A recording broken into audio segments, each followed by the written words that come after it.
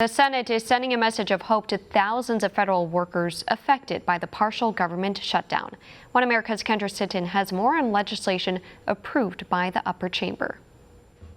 The Senate passes a bill making sure government workers will receive back pay when the partial shutdown ends. After Senator Tim Kaine threatened to keep the upper chamber open for the weekend, Majority Leader Mitch McConnell brought it to the floor Thursday with assurances President Trump will sign it. It was passed unanimously in a voice vote a day before 800,000 government workers are set to miss their first paycheck. McConnell has so far refused to bring any bills up without President Trump's approval, including House appropriations bills funding individual agencies. He spoke to the president on the phone moments before bringing it up. I had an opportunity to talk to President Trump a few moments ago and wanted to indicate to our colleagues that he will sign the bill that we've been discussing here to guarantee that government workers who've been displaced as a result of the shutdown will ultimately be compensated. Kaine, a Democrat, thanked the majority leader for working with him to send a message to hundreds of thousands of federal workers. It's not the same comfort as knowing when the shutdown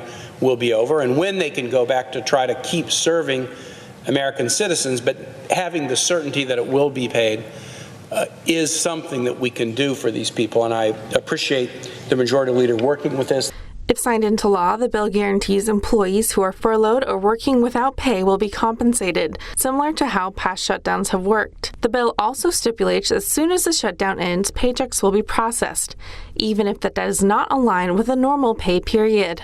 Meantime, Kaine is working on similar legislation to repay government contractors once the shutdown ends, thousands of whom live in Virginia, where he represents. And other lawmakers are trying to pass legislation which would block landlords and creditors from taking action against people who cannot repay their rent or loans during the shutdown. It's actually impacting us really hard.